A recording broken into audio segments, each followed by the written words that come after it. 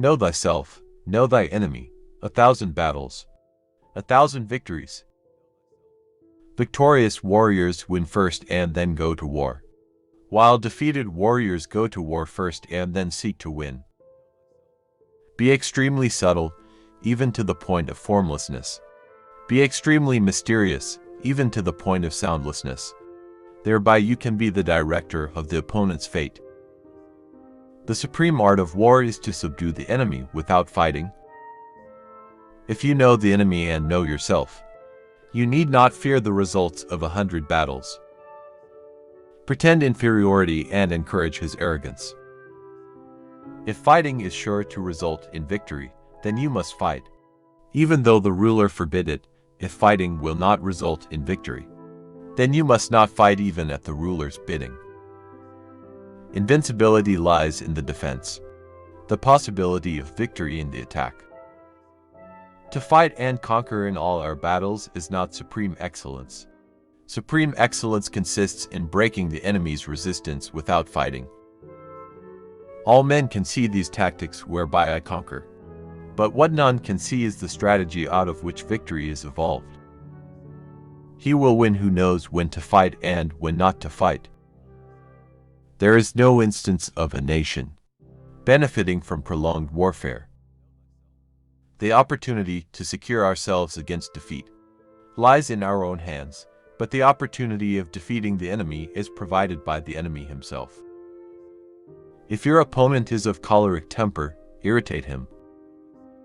He who knows when he can fight and when he cannot will be victorious. A good commander is benevolent and unconcerned with fame. If you are far from the enemy, make him believe you are near. Regard your soldiers as your children, and they will follow you into the deepest valleys. Look on them as your own beloved sons, and they will stand by you even unto death.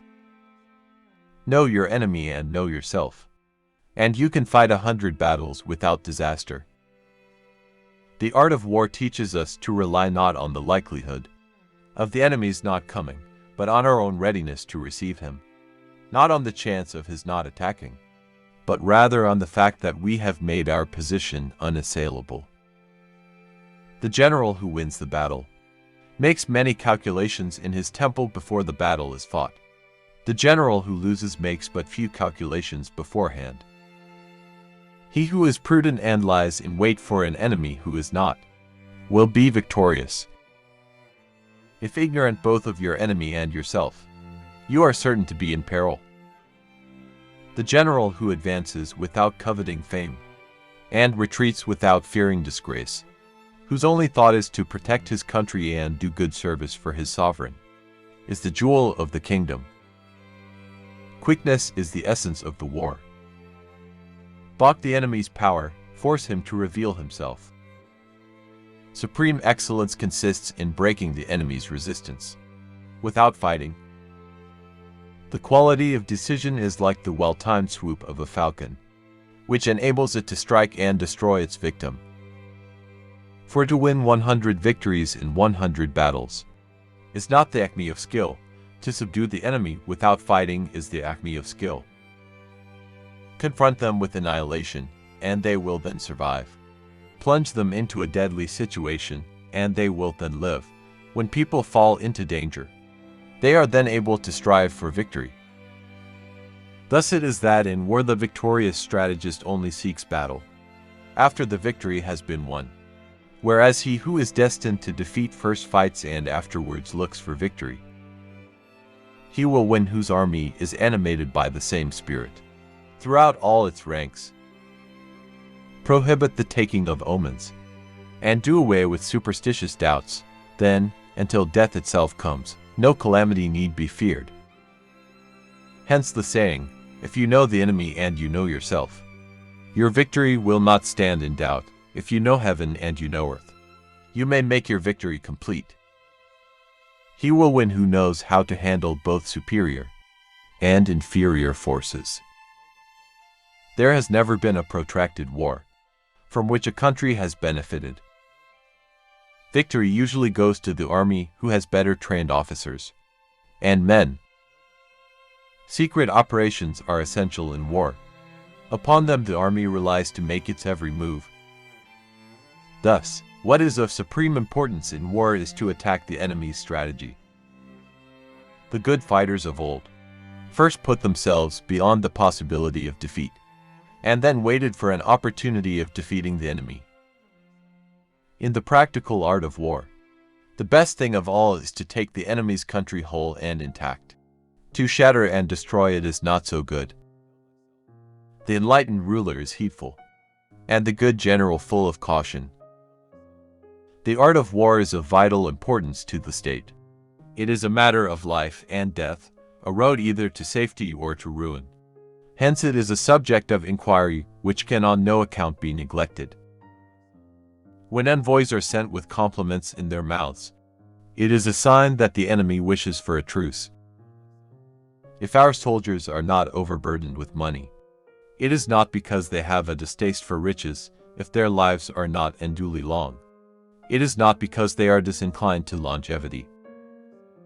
To see victory only when it is within the ken of the common herd is not the acme of excellence. It is essential to seek out enemy agents who have come to conduct espionage against you and to bribe them to serve you. Give them instructions and care for them. Thus doubled agents are recruited and used. Now the reason the enlightened prince and the wise general conquer the enemy whenever they move, and their achievements surpass those of ordinary men is for knowledge.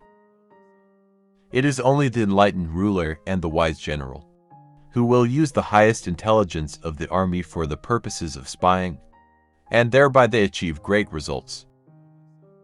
Hence that general is skillful in attack, whose opponent does not know what to defend, and he is skillful in defense whose opponent does not know what to attack. For them to perceive the advantage of defeating the enemy, they must also have their rewards.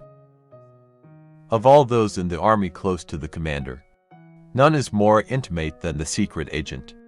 Of all rewards none more liberal than those given to secret agents. Of all matters none is more confidential than those relating to secret operations.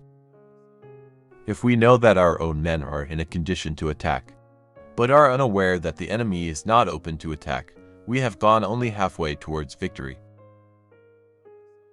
Sun Tzu was a Chinese military strategist and philosopher who lived during the Eastern Zhou period in ancient China. He is best known for his book The Art of War, which is considered one of the most influential military treatises ever written.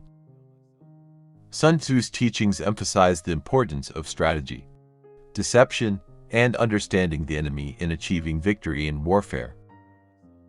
His concepts, such as know yourself and know your enemy and the supreme art of war, is to subdue the enemy without fighting, have transcended military strategy and have been applied in various fields, including business, politics, and leadership.